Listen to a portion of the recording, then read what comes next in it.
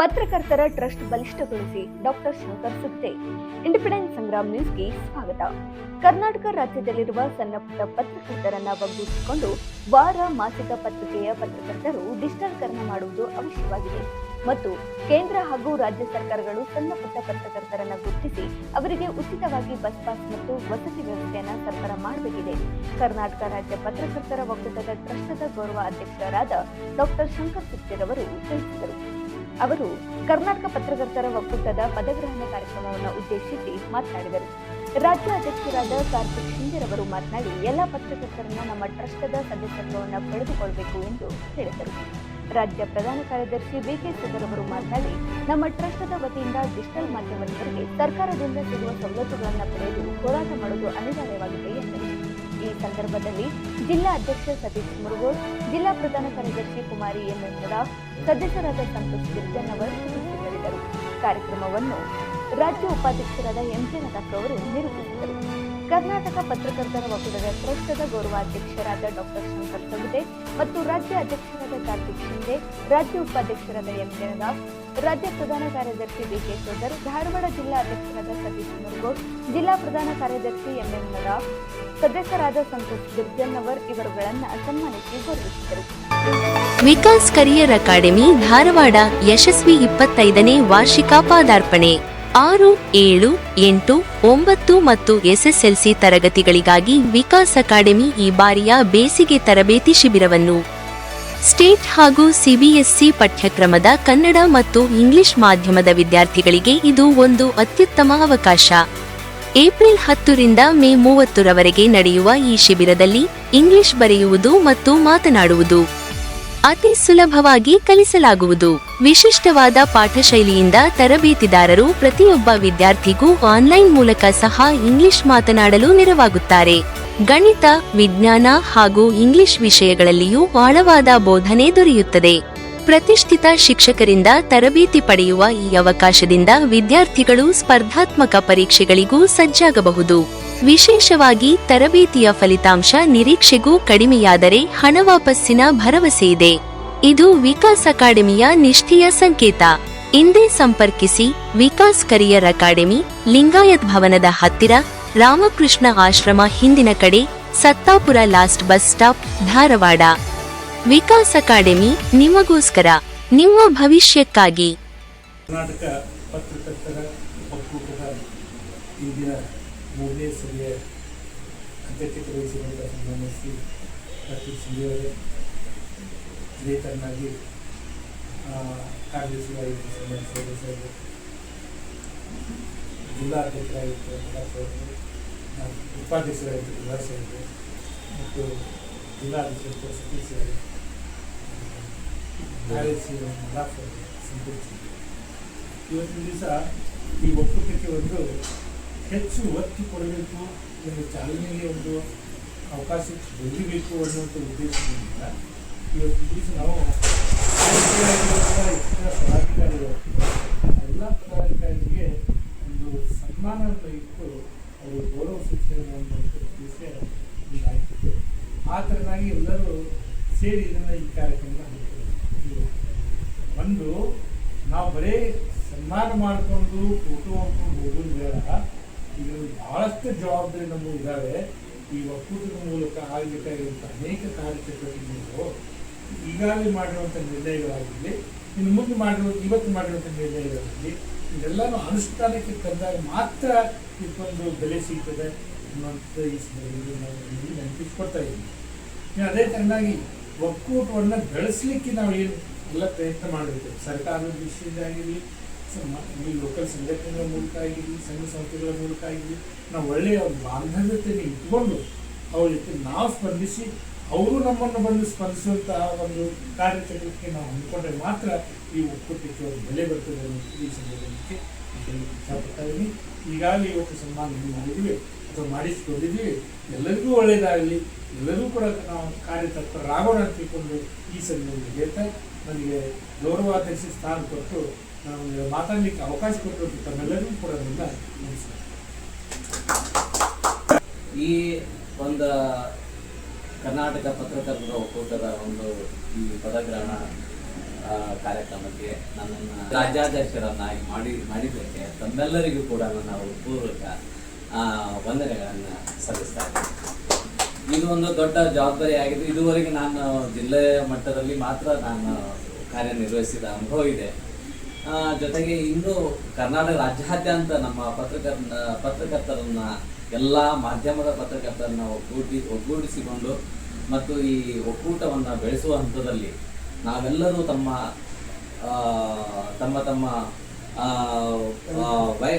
ಆಸಕ್ತಿಗೆ ಅನುಗುಣವಾಗಿ ತಮ್ಮಲ್ಲಿರುವಂಥ ಒಂದು ಸೋರ್ಸನ್ನು ಉಪಯೋಗಿಸಿಕೊಂಡು ಈ ಒಕ್ಕೂಟವನ್ನು ಬೆಳೆಸಿ ಸರ್ಕಾರಕ್ಕಿಂತ ನಮ್ಮ ವೈಯಕ್ತಿಕವಾಗಿ ನಮ್ಮ ಸಂಘದ ಸದಸ್ಯರ ಮುಖಾಂತರ ನಾವು ವಿವಿಧ ಕಾರ್ಯಕ್ರಮಗಳನ್ನು ಚಟುವಟಿಕೆಗಳನ್ನು ಆಯೋಜಿಸುವುದರ ಮೂಲಕ ನಮ್ಮನ್ನು ನಾವು ಆರ್ಥಿಕವಾಗಿ ಸದೃಢರನ್ನಾಗಿ ಮಾಡಿಕೊಳ್ಳೋಣ ಅಂಥೇಳಿ ನಾನು ಈ ಸಭೆಯಲ್ಲಿ ನಾನು ನನ್ನ ವೈಯಕ್ತಿಕವಾಗಿ ಹೇಳಲಿಕ್ಕೆ ಇಚ್ಛೆಪಡ್ತೀನಿ. ಯಾಕೆಂತಂದರೆ ಪತ್ರಕರ್ತರಂದರೆ ಕೇವಲ ರಿಪೋರ್ಟರು ಮಾಡೋದು ಮತ್ತು ಸುದ್ದಿ ಬರೆಯೋದು ಮತ್ತು ನ್ಯೂಸ್ ಕವರ್ ಮಾಡೋದು ಅದನ್ನ ಬಿಟ್ಟರೆ ಮತ್ತೇನೂ ಇಲ್ಲ, ಬರೀ ಓಡಾಟ ಅಲ್ಲಾಟ ಇದೆ.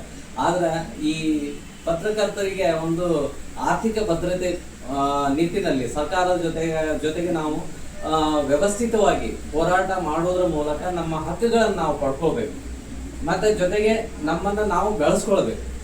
ಈ ನ್ಯಾಯಸಮ್ಮತವಾದ ಒಂದು ಸುದ್ದಿಯನ್ನು ಸಾರ್ವಜನಿಕರಿಗೆ ನಮ್ಮ ಸೊಸೈಟಿಗೆ ಒಂದು ತಲುಪಿಸುವುದರ ಮೂಲಕ ಅವರಲ್ಲಿ ಜಾಗೃತಿ ಮಾಡೋದ್ರ ಜೊತೆಗೇನೆ ನಾವು ಕೂಡ ಅದರ ಜೊತೆಗೆ ಬೆಳೆಯೋಣ ಅಂತ ಹೇಳಿ ಈ ಒಂದು ಹೆಚ್ಚಿನ ಜವಾಬ್ದಾರಿಯನ್ನು ಕೊಟ್ಟಂತ ತಮ್ಮ ಈ ಕರ್ನಾಟಕ ಪತ್ರಕರ್ತರ ಒಕ್ಕೂಟದ ಸದಸ್ಯರಿಗೆಲ್ಲರಿಗೂ ನನ್ನ ಮತ್ತೊಮ್ಮೆ ಹೃತ್ಪೂರ್ವಕ ವಂದನೆಗಳನ್ನು ಸಲ್ಲಿಸಿ ನನಗೆ ಈ ಜವಾಬ್ದಾರಿಯನ್ನು ನಿಲ್ಲಿಸಲಿಕ್ಕೆ ತಮ್ಮೆಲ್ಲ ಸಹಕಾರ ಸಹಯೋಗ ಮತ್ತು ಅವಶ್ಯವಾಗಿ ಬೇಕಾಗಿದ್ದರಿಂದ ಅದನ್ನು ಕೂಡ ಈ ನನ್ನ ಅವಧಿಯಲ್ಲಿ ಸಾಕಷ್ಟು ಕೆಲಸ ಮಾಡಿ ಇದನ್ನು ಬೆಳೆಸೋಣ ಮತ್ತು ನಾವು ಬೆಳೆಯೋಣ ಅಂತ ಹೇಳಿ ನನಗೆ ಒಂದು ಅವಕಾಶ ಕೊಟ್ಟ ತಮ್ಮೆಲ್ಲರಿಗೂ ವಂದನೆಗಳನ್ನು ಸಲ್ಲಿಸುತ್ತಾ ನನ್ನ ಮಾತುಗಳನ್ನು ಮುಗಿಸ್ತಾ ಇದ್ದೀನಿ. ಕರ್ನಾಟಕ ಪತ್ರಕರ್ತರ ಒಕ್ಕೂಟವು ಈ ಹಿಂದೆ ಸಬ್ ರಿಜಿಸ್ಟ್ರಾರ್ ಆಫೀಸ್ನಲ್ಲಿ ನೋಂದಾಯಿಸಿದ್ದು, ಈ ಹಿಂದಿನ ಪದಾಧಿಕಾರಿಗಳು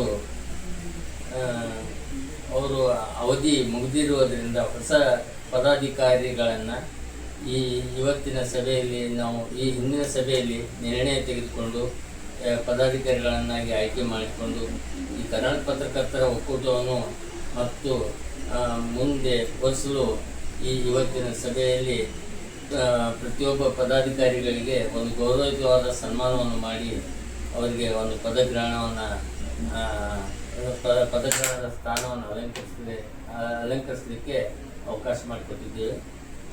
ಈ ಒಂದು ಪತ್ರಕರ್ತರ ಒಕ್ಕೂಟ ನಮಗೆ ಪತ್ರಕರ್ತರಿಗೆ ಅನೇಕ ಸಮಸ್ಯೆಗಳಿವೆ. ನಾವು ಪತ್ರಕರ್ತರ ಮೇಲೆ ಎಲ್ಲೆಲ್ಲಿ ಸುದ್ದಿ ಇರ್ತಾವೆ ಅಲ್ಲಿ ಸುದ್ದಿಗಳನ್ನು ತೆಗೆದುಕೊಳ್ಳಲಿಕ್ಕೆ ಓಡಾಡ್ತೇವೆ. ನಮ್ಮ ಸ್ವಂತ ವೆಹಿಕಲ್ನಿಂದ ಓಡಾಡ್ತಿದ್ದೇವೆ. ಇವತ್ತು ಪರಿಸ್ಥಿತಿಯಲ್ಲಿ ನಮಗೆ ಬಸ್ಸಿನ ಅವಶ್ಯಕತೆ ಬಹಳಷ್ಟು ಇರುವುದರಿಂದ ಉಚಿತವಾಗಿ ಬಸ್ ಪಾಸನ್ನು ನಮ್ಮ ಜಿಲ್ಲೆಯಾದ್ಯಂತ ಆದರೂ ಕೊಡಲಿಕ್ಕೆ ಸರ್ಕಾರದ ಒಂದು ಗಮನಕ್ಕೆ ತರುತ್ತೇವೆ. ಮತ್ತು ಅಲ್ಲದೆ ಇಲ್ಲಿ ಜಿಲ್ಲೆಯಲ್ಲಿರ್ತಕ್ಕಂಥ KSRTC ಜನರಲ್ ಮ್ಯಾನೇಜರ್ ಅವ್ರಿಗೂ ಕೂಡ ಇದು ಒಂದು ಮನವಿಯ ಮೂಲಕ ವಿನಂತಿ ಮಾಡಿಕೊಳ್ಳೋಣ. ಅದನಂತರ ನಮಗೆ ಇರಲಿಕ್ಕೆ ವಸತಿ ಒಂದು ಕುಲ ಜಾಗೆ ಆಗಲಿ ಅಥವಾ ಒಂದು ಮನೆಯನ್ನು ಕಟ್ಟಿಕೊಡುವಂಥ ಒಂದು ಪತ್ರಕರ್ತರಿಗೆ ಒಂದು ಸೂರನ್ನು ಕೊಡಲಿಕ್ಕೆ ಸರ್ಕಾರದ ಗಮನಕ್ಕೆ ಈ ಒಂದು ಮನವಿಯನ್ನು ಕೊಡೋಣ. ಅದೇ ನಿಟ್ಟಿನಲ್ಲಿ ಜಿಲ್ಲೆಯಾದ್ಯಂತ ಬರ್ತಕ್ಕಂಥ ಶಾಸಕರುಗಳಿಗೂ ಕೂಡ ನಾವು ಒಂದು ಮನವಿಯನ್ನು ಕೊಡೋಣ. ಪತ್ರಕರ್ತರಿಗೆ ನಮ್ಮಲ್ಲಿರ್ತಕ್ಕಂಥ ಪತ್ರಕರ್ತರಿಗೆ ಮನೆ ಇಲ್ಲ ವಾಸ ಮಾಡಲಿಕ್ಕೆ, ಅದಕ್ಕಾಗಿ ನಮಗೆ ಮನೆಯನ್ನು ಒದಗಿಸಿಕೊಡ್ರಿ ಅಥವಾ ಫುಲ್ಲ ಜಾಗೆಯನ್ನಾದರೂ ಒದಗಿಸಿಕೊಡ್ಲಿಕ್ಕೆ ಅಂಥೇಳಿ ನಾವು ಒಂದು ಮನವಿ ಮಾಡ್ಕೊಳ್ಳೋಣ. ಮತ್ತು ಕರ್ನಾಟಕ ನಗರಾಭಿವೃದ್ಧಿ ಹುಬ್ಬಳ್ಳಿ-ಧಾರವಾಡ ನಗರಾಭಿವೃದ್ಧಿ ಪ್ರಾಧಿಕಾರ ಅಧ್ಯಕ್ಷರ ಗಮನಕ್ಕೂ ಕೂಡ ತರೋಣ. ಏಕೆಂದರೆ ಅಲ್ಲಿ ಒಂದಿಷ್ಟು ಪತ್ರಕರ್ತರಿಗೆ ಮೀಸಲಾತಿ ಕೊಡಬೇಕಂತೇಳಿ ಹಿಂದಿನ ಸರ್ಕಾರ ತೀರ್ಮಾನ ತೆಗೆದುಕೊಂಡು ಅದನ್ನು ಒಂದು ವಿಧಾನಸಭೆಯಲ್ಲಿ ಚರ್ಚೆ ಮಾಡಿ ಅನುಷ್ಠಾನಗೊಳಿಸಿದ್ದಾರೆ. ಅದು ಏನೋ 5% ಪತ್ರಕರ್ತರಿಗೆ ಮೀಸಲು ಇಡಬೇಕಂತೇಳಿ ಅದನ್ನು ಕೂಡ ಅದರಲ್ಲಿಯೂ ನಮ್ಮ ಹುಲಿಗಳ ನಗರಾಭಿವೃದ್ಧಿ ಪ್ರಾಧಿಕಾರದ ಅಡಿಯಲ್ಲಿ ಬರ್ತಕ್ಕಂಥ ನಿವೇಶನಗಳ ಹಂಚಿಕೆಯಲ್ಲಿ 5% ನಮ್ಮ ಪತ್ರಕರ್ತರಿಗೆ ಕೊಡಬೇಕಂತ ಹೇಳಿ ಅವರಲ್ಲಿಯೂ ಕೂಡ ಇನ್ನೊಂದು ಮನವಿ ಮಾಡಿಕೊಳ್ಳೋಣ. ಹೀಗೆ ನಮ್ಮಲ್ಲಿ ಇನ್ನೂ ಕೆಲವು ನಮ್ಮ ಪತ್ರಕರ್ತರಿಗೆ ಉಚಿತ ಆರೋಗ್ಯ ತಪಾಸಣೆ ಆರೋಗ್ಯ ಚಿಕಿತ್ಸೆ ಕೊಡುವಂಥ ಒಂದು ಸವಲತ್ತನ್ನು ಸರ್ಕಾರದಿಂದ ಕೊಡುವಂತೆ ನಾವು ಮಾಡಲು ಒಂದು ಮನವಿಯನ್ನು ಕೊಡೋಣ. ಹೀಗೆ ನಮಗೆ ಒಂದು ಇದು ಪೆನ್ಷನ್ ಅನ್ನೋದು ಇಲ್ಲ. ಪೆನ್ಷನ್ ಅಂದರೆ ನಮಗೆ ವಯಸ್ಸಾದವ್ರಿಗೆ ಪತ್ರಕರ್ತರಿಗೆ ಒಂದು ಪೆನ್ಷನನ್ನು ಕೊಡುವಂಥ ವ್ಯವಸ್ಥೆಯನ್ನು ಸರ್ಕಾರದ ಗಮನಕ್ಕೆ ತರೋಣ. ಇಷ್ಟು ಹೇಳಿ ನಾನು ಪತ್ರಕರ್ತರಿಗೆ ಮುಂಬರುವ ಪತ್ರಕರ್ತರಿಗೆ ಬರ್ತಕ್ಕಂಥ ಯುವಕರಲ್ಲಿ ಆಸಕ್ತಿ ಮೂಡಬೇಕು. ನಮ್ಮ ಜೀವನಕ್ಕೆ ಅನುಕೂಲತೆಗಳು ಅದಾವಪ್ಪ, ಸರ್ಕಾರದಿಂದ ಸವಲತ್ತುಗಳು ಸಿಗ್ತಾವ ಅನ್ನುವ ನಿಟ್ಟಿನಲ್ಲಿ ಪತ್ರಕರ್ತರು ಎದೆಗುಂದದೆ ಕೆಲಸ ಮಾಡಲಿಕ್ಕೆ ಮುಂದೆ ಬರ್ಬೋದು. ಇಷ್ಟು ಹೇಳಿ ನಮ್ಮ ಪತ್ರಕರ್ತರ ಒಕ್ಕೂಟದಿಂದ ಈ ಎಲ್ಲ ಕೆಲಸ ಕಾರ್ಯಗಳನ್ನು ಮಾಡಲು ನಾವು ಮುಂದುವರಿಯೋಣ ಎಲ್ಲರೂ ಕೂಡಿ. ಇಷ್ಟು ಹೇಳಿ ನಾನು ಒಂದೆರಡು ಮಾತುಗಳನ್ನು ಮುಗಿಸ್ತೇನೆ. ಕರ್ನಾಟಕ ಪತ್ರಕರ್ತರ ಒಕ್ಕೂಟದ ನೂತನ ಪದಾಧಿಕಾರಿಗಳಿಗೆ ಎಲ್ಲರಿಗೂ ಧನ್ಯವಾದಗಳು. ವೇದಿಕೆ ಮೇಲೆ ಆಸೀನರಾದಂಥ ಶ್ರೀ ಶಂಕರ್ ಸುಟ್ಟೆಯವರೇ, ರಾಜ್ಯ ಅಧ್ಯಕ್ಷರಾದಂಥ ಶಿಂದೆಯವರೇ, ರಾಜ್ಯ ಕಾರ್ಯದರ್ಶಿಯಾದಂಥ ಸೋದರವರೇ, ಉಪಾಧ್ಯಕ್ಷರಾದಂಥ ನದಾಫ್ ಅವರೇ, ಹಾಗೂ ಧಾರವಾಡ ಜಿಲ್ಲಾ ಪ್ರಧಾನ ಕಾರ್ಯದರ್ಶಿಯಾದಂಥ ಕುಮಾರಿ ನದಾಫ್ ಅವರೇ ಹಾಗೂ ಸಂತೋಷ್ ಅವರೇ. ಈಗ 4-5 ವರ್ಷದಿಂದ ಈ ಪತ್ರಕರ್ತರ ಒಕ್ಕೂಟದೊಳಗೆ ನಾನು ಸೋದರ ಇನ್ನೊಂದು 4-5 ಜನ ಸೇರಿಕೊಂಡು ಇದು ಸಂಘಟನೆಯನ್ನು ಬಲಪಡಿಸ್ಬೇಕಂತ ಭಾಳ ಇದು ಮಾಡ್ತಾಯಿದ್ವಿ. ಅದರೊಳಗೆ ಇದ್ದಂಥವ್ರು ಮೊದಲೇ ಕೆಲವು ಸ್ವಲ್ಪ ಮುಖಂಡರಿದ್ದಂಥವ್ರು ಏನೋ ಅವರು ಅನಾರೋಗ್ಯದಿಂದ ತೀರ್ಕೊಂಡ್ರು. ಅವರ ಸ್ಥಾನಕ್ಕೆ ಬೇರೆಯವ್ರನ್ನ ತರಬೇಕಂತೇಳಿ ನಾವು ಭಾಳ ಸಲ ಮೀಟಿಂಗು ಸಭೆ ಮಾಡ್ಕೊಂಡಿದ್ವಿ. ಆದರೆ ಇವತ್ತು ಅದು ಕಾಲ ಅವಧಿ ಬಂತಂತ ಹೇಳ್ಬೋದು. ಸಂತೋಷ ಅನ್ಸುತ್ತೆ. ಯಾಕಂದ್ರೆ ಆ ಅಧ್ಯಕ್ಷರು ತೀರ್ಕೊಂಡ್ರು, ಅದ್ರ ಉಪಾಧ್ಯಕ್ಷರು ತೀರ್ಕೊಂಡ್ರು, ಮತ್ತು ನಮ್ಮ ಸೋದರವ್ರು ಮಿಸಸ್ ಇದ್ರು ಈ ಕಮಿಟಿ ಒಳಗೆ ಅವರು ತೀರ್ಕೊಂಡ್ರು. ಸೋದರವ್ರು ಒಬ್ಬರು ಉಳ್ಕೊಂಡ್ರು, ನಾನು ಧಾರವಾಡ ಜಿಲ್ಲಾ ಅಧ್ಯಕ್ಷರಾಗಿ ನಾವು ಉಳ್ಕೊಂಡ್ಬಿಟ್ವಿ. ಉಳಿದವರೆಲ್ಲ ಈ ಸರಿಯಾಗಿರಪ್ಪ ಅದಕ್ಕೂ ದೂರ ಸರಿದು ಹೋಗ್ಬಿಟ್ರು ಎಲ್ಲರೂ. ಇವತ್ತಿಂದ ನಾವು ಎಲ್ಲರೂ ಕೂಡ್ಕೊಂಡು ಈ ಸಂಘಟನೆಯನ್ನು ಸ್ವಲ್ಪ ಬಲಪಡಿಸೋಣ ಅಂತ ಹೇಳ್ಕೊಂಡು ಈಗ ಏನಪ್ಪ ಅಂದ್ರೆ ಸಮಸ್ಯೆ ಅಂದ್ರೆ ನಮ್ಗೆ ಕೆಲವೊಂದು ಸಮಸ್ಯೆಗಳು ನಾವು ಈ ಒಕ್ಕೂಟದ ಮುಖಾಂತರ ಅದಕ್ಕೆ ಹೋರಾಟ ಮಾಡ್ಬೇಕು. ನಾವು ಎಕ್ಸಾಂಪಲ್ ಸಣ್ಣ ಉದಾಹರಣೆ ಹೇಳ್ತೀನಿ. ಈಗ ದಿನಪತ್ರಿಕೆ ಅವರಿಗೆ ನಮ್ಗೆ ತಾಳಿಲ್ಲ. ಫಸ್ಟ್ ಜನರಲ್ ಪಾಯಿಂಟ್ ಇದು.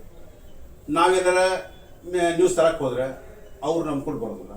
ಅವ್ರು ಬಂದರೆ ನಮ್ಗೆ ಕರಿಬೇಡ್ರಿ ಅಂತ ಅವ್ರು ನೇರವಾಗಿ ಹೇಳ್ತಾರೆ ಎಲ್ಲ ಕಡೆ. ಅಥವಾ ನಾವು ಹೋದ್ವಿ ಅಂದರೆ ನಮ್ಮ ಮೈಕಿಗೆ ತೊಗೊಂಡು ಹೋದ್ವಿ ಅಂತಾರೆ, ನಾವು ಸರಿ ನೀವು ಅಂತ ದೂರ ಸರಿಸ್ತಾರೆ. ಇದೇ ದೊಡ್ಡ ಸಮಸ್ಯೆ ಇದು. ನಾವು ಕೇಳೋರಿಗೆ ಸಣ್ಣ ಸಮಸ್ಯೆ ಇರ್ಬೋದು, ಆದರೆ ನಮಗೆ ಅವಮಾನ ಮತ್ತು ಇದೊಂದು ದೊಡ್ಡ ಸಮಸ್ಯೆ. ಇದು ಯಾವ ರೀತಿಯಾಗಿ ನಾವು ಬಗೆಹರಿಸ್ಬೇಕಂತ ಗೊತ್ತಿಲ್ಲ. ಅದಕ್ಕೆ ನಮ್ಮ ಅಧ್ಯಕ್ಷರು ಇದಕ್ಕೆ ಗೌರವ ಅಧ್ಯಕ್ಷರು, ಧಾರವಾಡ ಜಿಲ್ಲಾ ಅಧ್ಯಕ್ಷರು ಇವರೆಲ್ಲ ಕೂಡ್ಕೊಂಡು ಒಂದು ಏನಾರ ಒಂದು ಇದಕ್ಕೆ ಪ್ಲ್ಯಾನ್ ಮಾಡ್ಬೇಕು. ಯಾಕಂದ್ರೆ ಈಗ ಒಬ್ರು ಯಾರು ನಮ್ಮ ಇವರೊಬ್ಬರು ಹೋಗಿರ್ತಾರೆ ನ್ಯೂಸ್ ಸರಾಗ, ನೀವು ದೂರ ಸರಿರಿ ಅಂತಂದ್ರೆ ಅವ್ರು 10 ಮಂದಿ ಇರ್ತಾರೆ, ಇವರೊಬ್ಬರ ವಾದ ಮಾಡೋಕೆ ಆಗೋದಿಲ್ಲ. ವಾದ ಮಾಡಿದ್ರೆ ಅಲ್ಲೇ 4 ಮಂದಿಯೊಳಗೆ ಜಗಳ ನಡೆಯುತ್ತೆ. ಅದಕ್ಕೇನು ಪರಿಹಾರ ಬೇಕಲ್ಲ? ಅದಕ್ಕೆ ನಾವು ಎಲ್ಲರೂ ಕೂಡ್ಕೊಂಡು ಈ ದಿನಪತ್ರಿಕೆ ಅವ್ರು ಕೂಡ ಒಂದು ಏನು ಅಂಡರ್ಸ್ಟ್ಯಾಂಡ್ ಮಾಡ್ಕೋಬೇಕು. ಇಲ್ಲಪ್ಪ ಅಂತಂದರೆ ನಾವು ಹೋಗಿ ನಿಂತಾಗ ಅದು ಅವ್ರಿಗೆ ಸರಿ ಅಂತಂದ್ರೆ ಯಾಕೆ ಸರಿಬೇಕಪ್ಪ ಅಂತೇಳಿ ನಾವು ಎಲ್ಲರೂ ಕೂಡ ನಿಂದಿರ್ಬೇಕು. ಅವತ್ತು ನಾವು ಸಪೋರ್ಟ್ ಮಾಡಬೇಕು. ಅವ್ರೊಬ್ಬರನ್ನ ಬಿಟ್ಟು ನಾವು ದೂರ ಸರ ಏನಕ್ಕೈತಿ, ಇವು ಮಾಸಪತ್ರಿಕೆ ಅವರು ಇರ್ತಾರಲ್ಲ, ತ್ರೈಮಾಸಿಕ ಇಂಥವ್ರು ಬರೋದೇ ಇಲ್ಲ, ಮುಂದೆ ಬರೋದೇ ಇಲ್ಲ ಅವರು. ಮತ್ತು ಸರ್ಕಾರನೂ ಇದಕ್ಕೆ ಗಮನ ಕೊಡೋದಿಲ್ಲ. ಯಾಕಂದ್ರೆ ಈ ಕಂಪ್ಲೇಂಟ್ ತೊಗೊಂಡು ಹೋಗಿ ಹೇಳಕ್ಕೆ ನಮ್ಗೆ ಆಗೋದಿಲ್ಲ ಇಲ್ಲಿ ಸರ್ಕಾರವನ್ನು. ಅದಕ್ಕೆ ಇದಕ್ಕೊಂದು ಏನಾರ ನೀವು ವ್ಯವಸ್ಥೆ ಮಾಡಬೇಕು. ಅಂದರೆ ಹೊಸ ಪತ್ರಿಕೆ ಎಷ್ಟೋ ಧಾರವಾಡದಾಗ 2-3 ಸಾವಿರ ಪತ್ರಿಕೆ ಅದಾವೆ ಧಾರವಾಡದಿಂದ. ಅದರೊಳಗೆ 7-8 ಪತ್ರಿಕೆ ನಡೆಯೋದಿಲ್ಲ ಸರಿಯಾಗಿ. ಇನ್ನು ಉಳಿದಿದ್ದೆಲ್ಲ ಹಂಗೆ ತಾಳು ಕೂತ್ಬಿಟ್ರೆ ಯಾಕೆ ಕೂತಪ್ಪ ಅಂದರೆ ಇಂಥ ಸಮಸ್ಯೆಗಳನ್ನು ಅವ್ರಿಗೆ ಎದುರಿಸೋಕ್ಕಾಗೋದಿಲ್ಲ.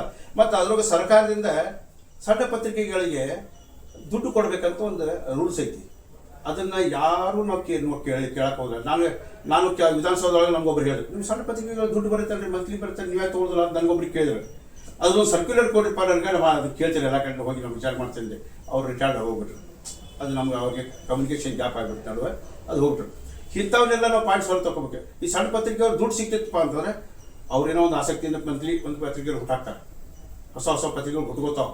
ಮತ್ತು ಪತ್ರಿಕೆ ಇರೋದ್ರಿಂದ ಸರ್ಕಾರವನ್ನು ಬೇಕಾದವರು ನಾವು ಅಲ್ಗಾಡಿಸ್ಬೋದು. ಅಲ್ಲದೆ ನಾವು ಈ ಪತ್ರಿಕಾ ಒಕ್ಕೂಟದಿಂದ ಪತ್ರಿಕಾ ಏನದಲ್ಲ ಪತ್ರಿಕಾ ವರದಿಗಾರರು ಇವರೆಲ್ಲ ಅದಲ್ಲ, ಇವರಿಗೆ ಅಭ್ಯಾಸ ವರ್ಗ ಅಂತ ಒಂದು ಮಾಡಬೇಕು. ಅಭ್ಯಾಸ ವರ್ಗ ಅಂದರೆ ಪತ್ರಿಕೆಗಳನ್ನ ಹೆಂಗೆ ನಡೆಸ್ಬೇಕಂತೇಳಿ ನೀವು ಜರ್ನಲಿಸಮ್ ಡಿಪಾರ್ಟ್ಮೆಂಟಿಗೆ ಹೋದ್ರೆ ಅವ್ರು ಬಂದು ಒಂದು ದಿವಸ ಉಪನ್ಯಾಸ ಕೊಟ್ಟು ಹೋಗ್ತಾರೆ. ನನಗೆ ಅದಕ್ಕೆ ದುಡ್ಡು ತೊಗೊಳ್ದಿಲ್ಲ ಅವರು. ಅವ್ರಿಗೆ ಒಂದು ಎಲ್ಲರೂ ಒಂದು ರೂಮ್ನಾಗ ಹೇಳಿ ಒಂದು ಹಾಲ್ ಹೇಳಿದ್ರೆ ಒಂದು ತಾಸು ನೀವು ಒಂದು ಬಗ್ಗೆ ಉಪನ್ಯಾಸ ಕೊಡ್ರಪ್ಪ ಅಂತಂದರೆ ಪತ್ರಿಕೆಯಲ್ಲಿ ಹೆಂಗೆ ಇವ್ರು ಮಾಡಬೇಕು ಅಂತ ಅದ್ರ ಬಗ್ಗೆ ಉಪನ್ಯಾಸ ಕೊಡ್ತಾರೆ. ಅಂಥವ್ರು ಕನಿಷ್ಠ ಉಪನ್ಯಾಸ ಕೊಡಿಸಿದಪ್ಪ ಅಂದರೆ ಇವ್ರಿಗೆ ನಾಲೆಜ್ ಬರುತ್ತೆ. ಏನೋ ಒಂದು ಮಾವನ ಪೇಪರ್ ನಾನು ಮಾಡ್ತೀನಿ ಪೇಪರ್ ಮಾಡಿಬಿಟ್ಟಿರ್ತಾರೆ. ಅವ್ರು ಹೆಂಗೆ ನಡೆಸ್ಕೊಂಡು ಹೋಗ್ಬೇಕು ಅನ್ನೋದು ಮುಂದೆ ಗೊತ್ತಾಗೋದಿಲ್ಲ. ನೀವು ಮಾಡಿರೋದು ನಾನು ಒಂದು ಕಾಂಪಿಟೇಷನ್ ಮೇಲೆ ನಾನು ಮಾಡಿರ್ತೇನೆ. ಕೆಲವರು ಬ್ಲ್ಯಾಕ್ ಮೇಲ್ ಮಾಡಿಸೋ ಒಂದು ಪೇಪರ್ಗಳು ಮಾಡ್ಕೊಂಡಾರ. ಇವೆಲ್ಲ ಅದಾವ ಪತ್ರಿಕೆಗಳು ಅದಾವ, ಇವು ಇರ್ತಾವೆ. ಅದಕ್ಕೆ ನಾವು ಒಂದು ಸ್ವಲ್ಪ ನಮಗೂ ಹೊಸ ಮಾಹಿತಿಗಳು ಸಿಗ್ತಿರ್ತಾವೆ. ಈ ಹೊಸ ಟೆಕ್ನಾಲಜಿ ಏನು ಬಂದೈತೆ ನಮ್ಗೆ ಗೊತ್ತಿರೋದಿಲ್ಲ. ಅದ್ರ ಸಂಬಂಧ ನಾವು ಅವ್ರಿಗೆಲ್ಲರಿಗೂ ಒಂದು ಸ್ವಲ್ಪ ಒಂದು ಅಭ್ಯಾಸ ವರ್ಗ ಟ್ರೈನಿಂಗ್ ಅಂತ ಹೀಗೆಲ್ಲ ನಾವು ಸಂಘಟನೆಯಿಂದ ಮಾಡ್ಕೊತ ಇದ್ವಿ ಅಂದರೆ ಮತ್ತು ನಮ್ಗೆ ಇವ್ರಿಗೆ ಈ ಸಂಘಟನೆ ಆಗಿದ್ದಕ್ಕೂ ಒಂದು ಉಪಯೋಗ ಆಕೈತಿ. ಬರೀ ಸಂಘಟನೆ ಮಾಡ್ಕೊಂಡು ಇವ್ರ ಅಧ್ಯಕ್ಷ ಮನೆ ಕುಂತೆ ಹಿಂಗೆ ಆಗಬಾರ್ದು. ಅದಕ್ಕೆ ದಯಮಾಡಿ ಗೌರವ ಅಧ್ಯಕ್ಷರಿಗೆ ಪ್ರಧಾನ ಕಾರ್ಯದರ್ಶಿಗೆ ನೀವು ಕೇಳ್ಬೋದು. ನಿಮ್ಗೂ ನೀವು ಯಾವಾಗ ಕರಿತೀವಿ ನಾವು ಬರ್ತೇವೆ, ಅದು ಬಿಡಿಟ್ಟು ಯಾವಾಗ ನೀವು ಹೇಳ್ತೀವಿ ಅವಾಗ ನಾವು ಬರ್ತೇವೆ, ಅಲ್ಲಿ ನಿಮ್ಗೂ ನಿಲ್ತೇವೆ ನಾವು. ಆದರೆ ಸ್ವಲ್ಪ ಈ ಪತ್ರಕರ್ತರಿಗೆ ಅನುಕೂಲ ಆಗುವಂಥ ಯೋಜನೆಗಳನ್ನು ಜಾಸ್ತಿ ಹಾಕೋರಿ ಅಂತ ನನ್ನ 2 ಮಾತುಗಳನ್ನು ಹೇಳಿ ನಾನು ಮಾತು